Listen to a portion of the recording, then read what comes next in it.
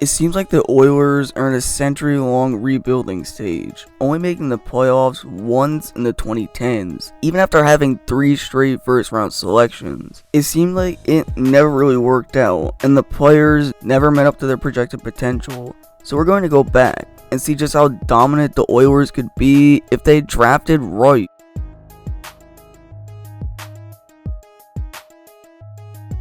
This is where our simulation will start. The Oilers had the 6th overall pick in the draft that season, and they go on to select Sam Gagner with it. And obviously, he never panned out to be what they hoped for. Well, he did have an 8-point night, but Gagner was a centerman. The next best centerman selected after Gagner was Logan Couture. The Oilers select Logan Couture with the 6th overall pick. In addition, the Oilers also had the 15th overall pick as well, drafting defenseman Alex Plante, who also never panned out. The next best defenseman selected after Plante was Ian Cole. So Edmonton selects Couturier and Cole at the 07 draft, meaning the Sharks end up selecting Sam Gagner with their selection, and the Blues pick up Plante with the 18th pick.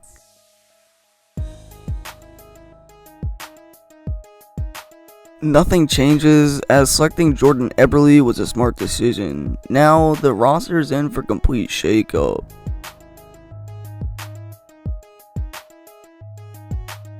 The Oilers possessed the 10th overall selection, and decided to choose Mangus Puljujarvi. If they were looking for a winger, well, the next best available was Kyle Palmieri. So, with this in mind, Puljujarvi goes to the Buffalo Sabres, Zach Kassian goes to the Boston Bruins, and Jordan Caron goes to the Anaheim Ducks.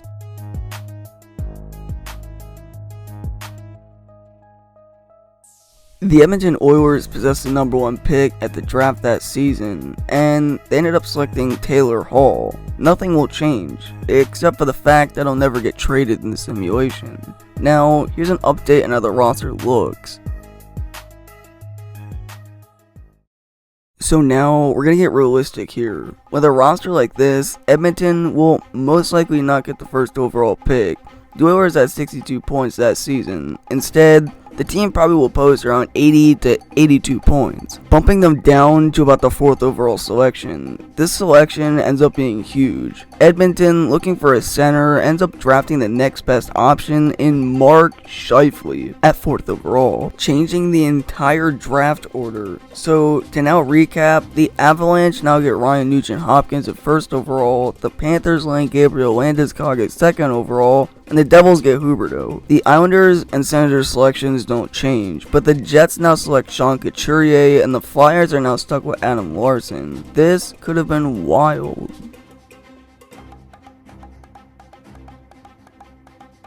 The Oilers once again held the 1st overall pick, but once again, they probably won't achieve that, meaning they get saved from selecting Nail Yakupov. The Oilers have 74 points, so with the talent they now have offensively, well, once again, we'll give them about 87, even 90 possible points, moving them down to around the 13th overall selection. Meaning the Blue Jackets select Nail Yakupov, the Canadians select Galchenyuk, but just as the number 2 spot, and the Islanders get Ryan Murray. Griffin Reinhart falls drastically, and the Sabres get Radek Foska at pick number 11, while the Stars get Tomas Hertl at pick number 12. So, the Oilers, with 13th overall pick, select Teuvo Teravainen as the best right winger. The Blackhawks now draft Tanner Pearson instead of Teuvo, and the Kings draft Nick Kerdiles. Reinhart doesn't get chosen until the mid-second round, and in the 3rd round, Edmonton drafts Shane Gostisbehere as they're in need of a defenseman, meaning the Flyers instead draft Matt Grzelcyk, and the Bruins end up with Colton Parayko.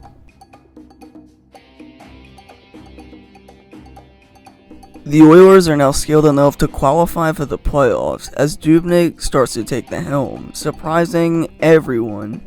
Edmonton does end up keeping him in the simulation, and the offensive powerhouse helped Edmonton get to the 2nd round, losing in 6 games. The Oilers don't get pick number 7, but instead now get pick number 23, where they draft Shea Theodore. The Sabres and Canucks and Stars move up and keep the same selections.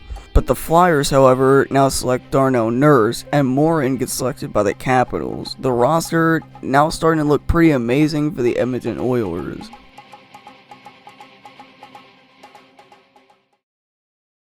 The Oilers had the 3rd overall selection that season, which landed them Leon Draisaitl, but with the roster assembled now, the Oilers once again qualify for the playoffs but lose in round 2, this time in 7 games. This will allow them to fall down to the 26th pick, where they draft Adrian Kempe. This will also shift the draft class, so Draisaitl now goes to Calgary, Pastrnak goes to Montreal at 24, and Sam Bennett goes to the Islanders at 4th overall. Since the Oilers never trade Perron for a 2nd round pick, they draft Ryan Donato early in the 2nd round, making Boston select Jonathan MacLeod and giving Tampa Bay Christian Dvorak. Also to point out, Brzgalov still gets traded to Minnesota, and Hemsky still goes to Ottawa.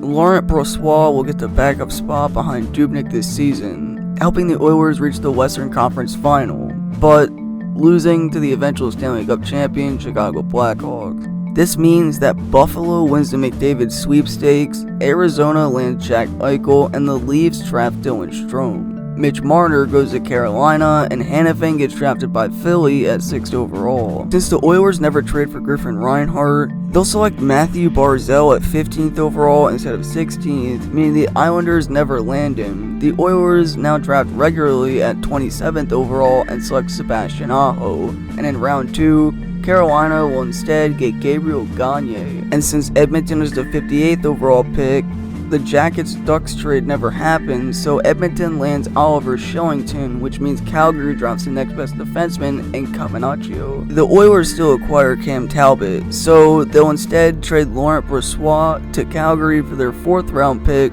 The Oilers now draft Andrew Mangiapane. Now their roster is looking pretty solid. They look to go on a pretty deep run.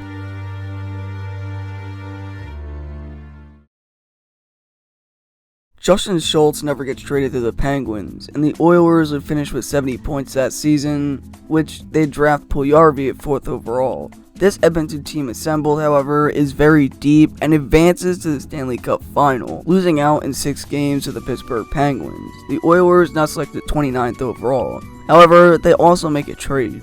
They trade Ian Cole to the Colorado Avalanche along with their 2017 2nd round pick and 2016 4th round pick for the now 9th overall pick that the Avalanche possess. The Oilers draft Sergachev, and with the 29th overall pick, they select Trent Frederick, meaning that Calgary still selects Kachuk, but at number 5, the Canucks draft Jesse Puljujarvi at 4, and Juve gets selected later on by the Hurricanes at pick number 12. This roster assembled now is poised to get back to the final, but this time clinch the cup.